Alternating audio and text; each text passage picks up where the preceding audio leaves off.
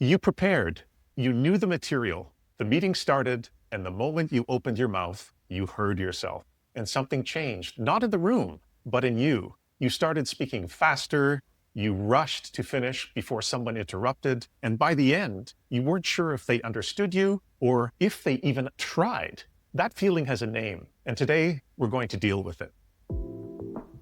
Welcome back to the Fluent Edge, the podcast for professionals around the world who want to speak English with more confidence and clarity. I'm Sean Watson, your English communication coach. And I am Dr. Howie Jacobson, author, leadership coach, and mindset strategist. Today we're getting into one of the most requested topics we've ever had, accent anxiety and executive presence. Specifically, why your accent is almost certainly not what's holding you back, and what actually is, and what you can do about it before your next English conversation.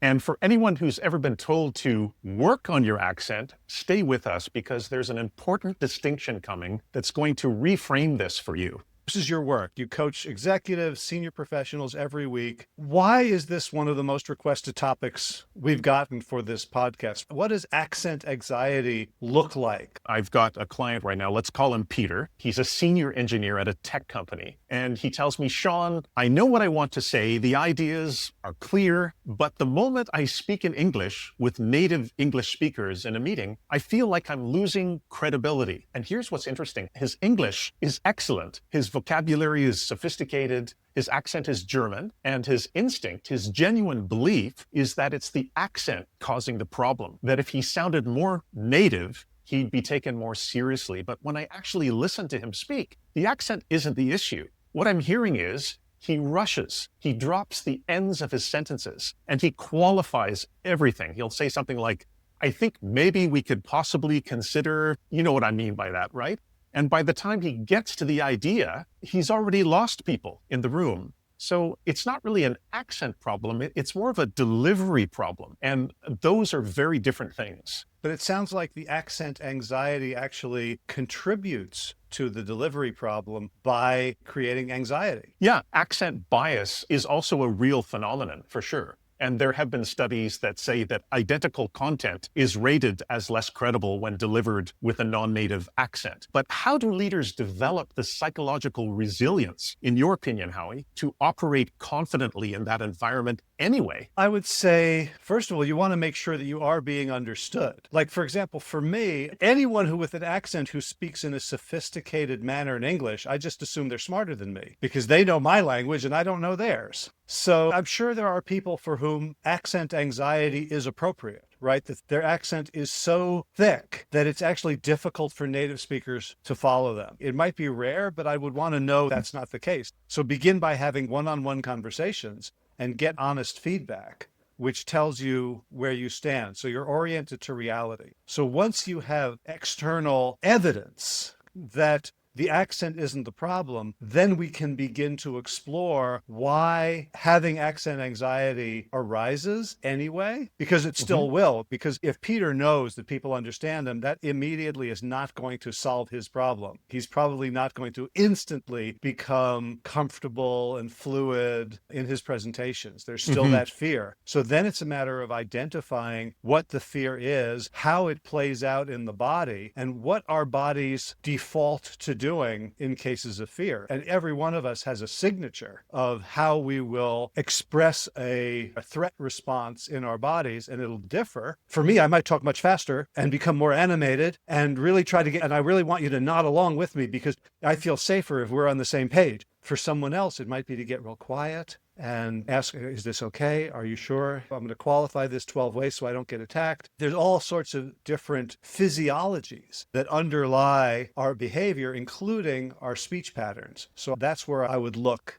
if I were trying to help someone overcome this. And from the language side, the distinction I always come back to is intelligibility versus accent. So intelligibility means people can understand you clearly. Accent, in many ways, is just the musical pattern of your speech, where you're from, how your consonants and vowels were shaped growing up or when you were learning English or another language. And those are not the same thing. You can have a strong accent and be completely intelligible. So the work isn't to sound like a native speaker. The work is to speak clearly enough that your ideas land.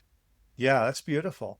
And I don't know if this is backed up by research, but I find that North American English speakers tend to like accents. And I've heard from Americans who've moved to Italy and can speak Italian well, but not with an Italian accent, that they often feel like people are responding like fingers on the chalkboard. Like, it hurts me to hear you use my language this way. I don't think that's the case for people who are working in a North American environment. I can't speak to Britain, Australia, New Zealand, but I think people have a lot more freedom to sound like themselves and not mask their origins. If we take a city like Toronto, my hometown, 50% of the people you pass by in the street in Toronto were born in another country. So you have a wide variety, a wide spectrum of different kinds of English. For example, I'm working with somebody from Ghana who grew up learning British English, and now he's living in Canada. And we're working on adjusting his letter R's, for example. He'll say future, right? Which is fine in certain British accents. But in his current profession, he spends a lot of time doing public speaking, and people sometimes can't understand what future is. So now we're working on bringing that R more forward, that harder North American R, future, like that. And again, it's not a judgment call on how he speaks or anything. When I work with people from India, many of them have studied English from the beginning of their education. And in some ways, Indian English can be quite different from American or Canadian English. All right, so let's get concrete. If we want to help people with their delivery, what is the specific delivery and language signals that create this executive presence, which is a feeling that the person who's speaking is knowledgeable, trustworthy, and has authority? Yeah, three things in particular come to mind, and none of them are about accent. The first is pace. When someone slows down slightly, not unnaturally, just thoughtfully, listeners register it as confidence. They see it or they hear it as more confidence. And as you pointed out earlier, speed often reads as anxiety or sales pressure. Somebody's trying to sell me something. So slowing down reads as gravitas. And that's the word, gravitas. And this could be a new word for people who don't have the Latin or the cognate connection. Gravitas comes from Latin. The word is gravis, which means heavy or weighty or serious. It describes a kind of authority that commands respect without demanding it. And pace is the fastest way to signal it. So if you're nervous, slow down by 20%, not 50, just 20. And the second point is signal. Signal is structure. So leading with your point before your explanation, coming up with the bottom line up front, and don't make your listener work to find your conclusion, right? Give them the headline first and then the reasoning. So you could say something like, I recommend we delay the launch, instead of saying, there are several factors to consider. And if we look at Q3, blah, blah, blah, blah. So by the time you get there, you've lost people. And finally, for number three is really what I would call the ownership of silence. I like silence when I'm on my own or with my wife, where we can be silent together for a long time. But I find when I'm in a meeting, that pause makes me feel like I have to fill it. For non-native speakers, that's even more so. It creates anticipation if you pause a little bit, and it makes the next thing you say have more impact.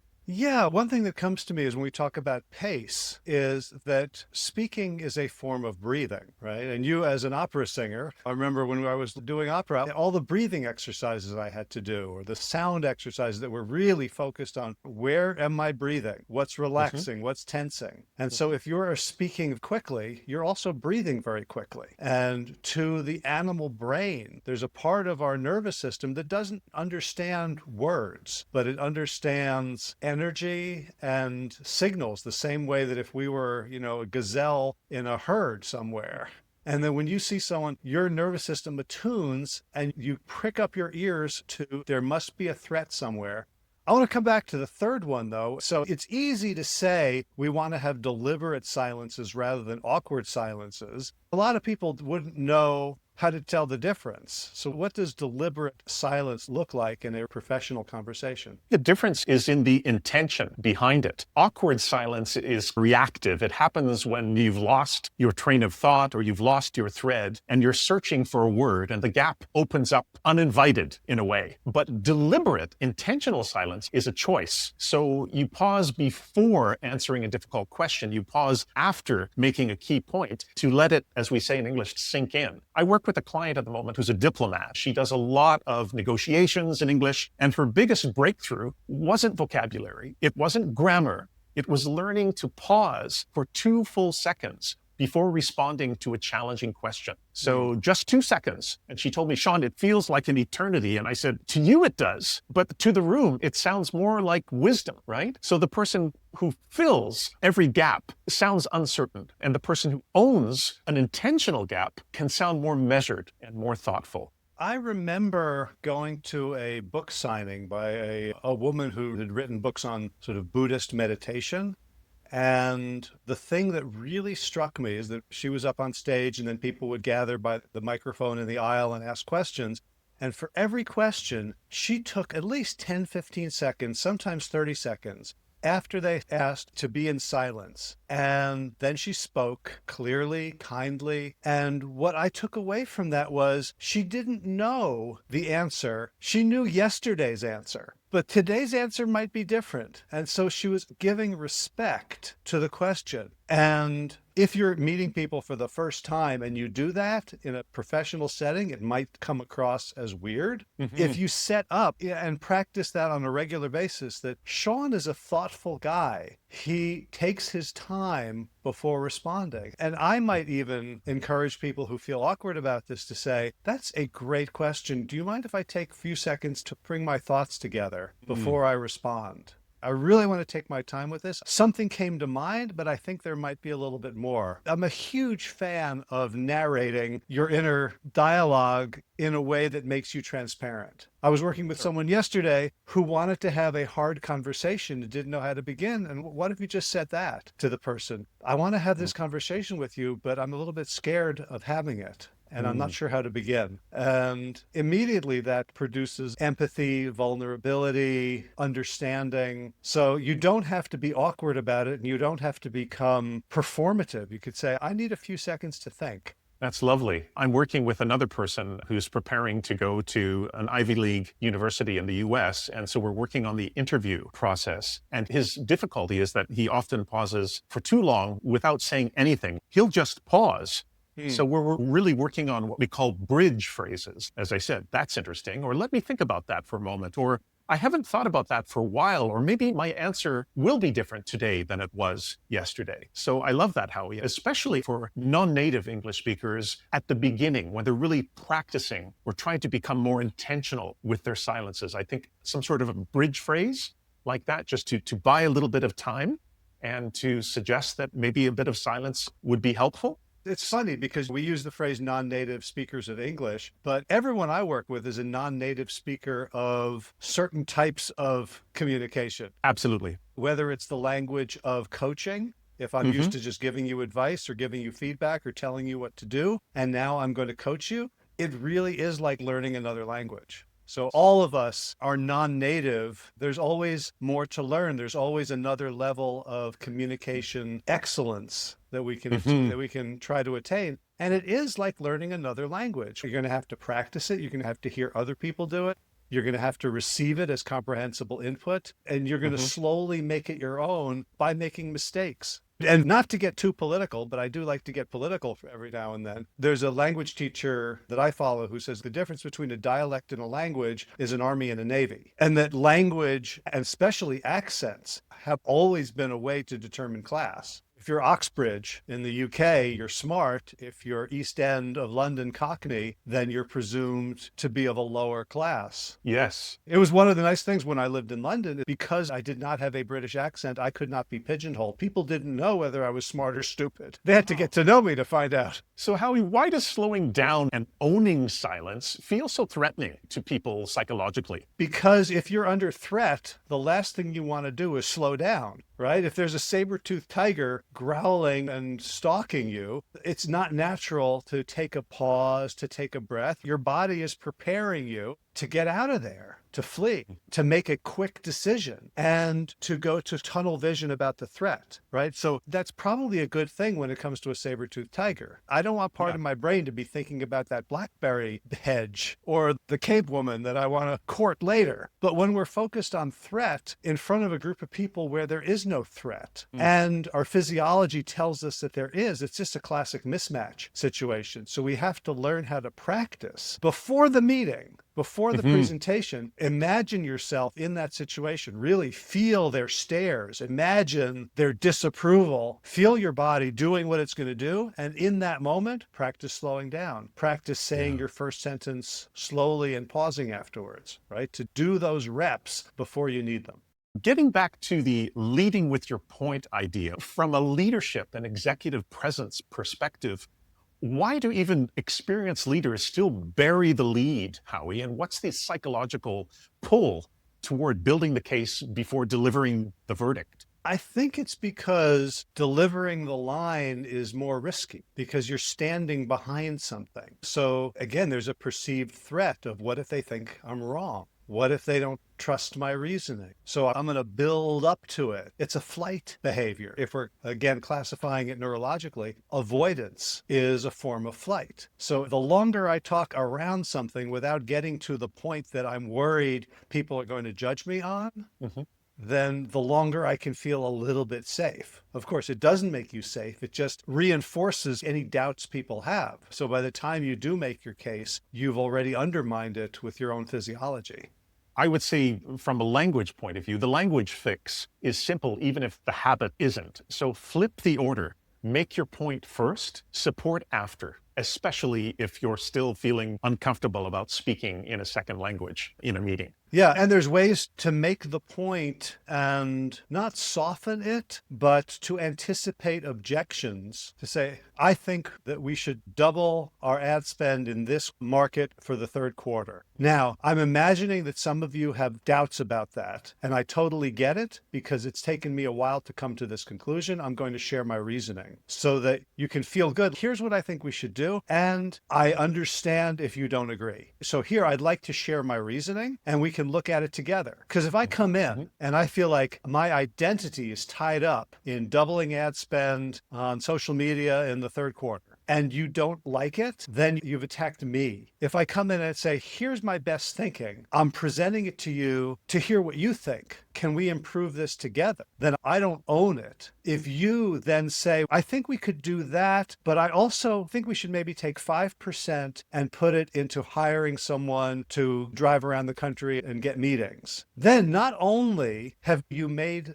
the plan better, but now you have buy-in too. You have ownership. So it's not you agreeing with Howie's brilliant plan. It's our plan together because I created the space and allowed and encouraged us to do it together. So now we're both invested. Great. Let's put some vocabulary to everything we've been discussing. So the first phrase, I should say the first term, is accent anxiety. So this is when we feel self-conscious about our pronunciation. It affects how we actually perform in high-stakes settings. So if I said something like, she's fluent in 3 languages, but accent anxiety still kicks in during board presentations. And the second one I mentioned earlier is gravitas. So being serious, of bringing a certain weight to how you speak. So don't confuse it with being formal. And I think there's a danger there of formality. Gravitas is more about substance. It's not about being stiff or rigid. So for example, if I said, he doesn't raise his voice, he doesn't need to. He has gravitas. And then the next word here, which I sometimes have trouble saying unless I've had my 3 espressos in the morning, but intelligibility, dun dun dun dun dun dun dun, right? It's this kind of rhythm. So this means just simply to be clearly understood. And for me, it's completely separate from accent. So if I say her intelligibility in English is excellent, you follow every word. Gotcha. Yeah, that's one of those illity or itty endings that could just make words feel just slightly too long for the tongue. That's right. Generally speaking, when we have words that are 3 or 4 or 5 syllables long, we usually only stress 1 syllable. So here, I know that bill is what I'm aiming for, right? So if I imagine I'm going up a little hill or mountain, intelligibility, and then I'm going down again, right? So it's always this kind of small hill idea. And if it's a word you're going to be using again and again, you practice it.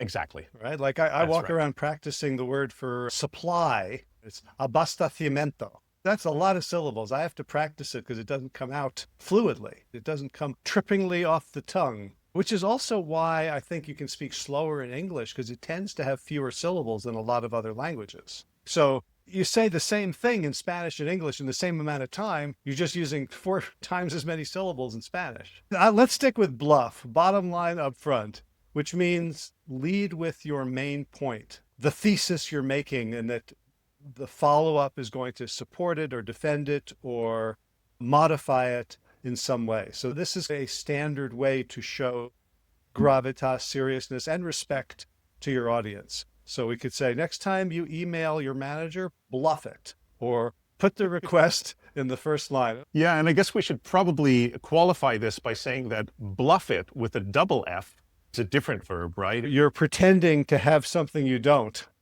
Yeah. Right. Yeah. So that's definitely not double F BLUF it. No.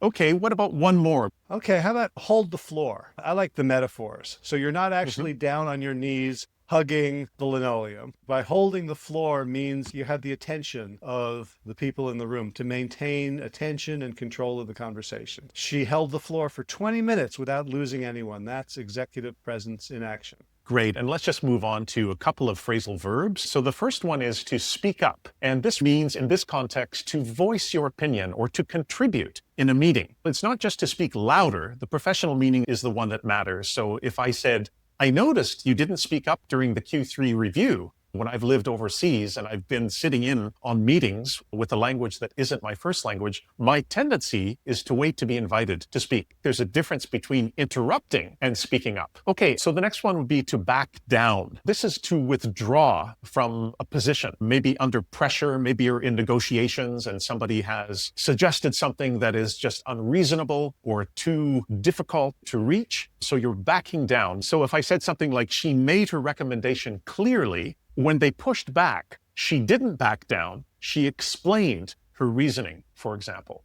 And then the flip side of that, backing someone up, means supporting their position. So if I said, he backed me up in the meeting, he defended the idea when I needed it, for example. All right, I'm going to stick with, instead of holding the floor, holding your ground, which comes from the military, meaning in a battle, you don't retreat. Your troops stay where they are, hold their ground. You maintain the position that you arrived with. So it's a way of saying, I'm not backing down. I am standing behind my position and holding my ground.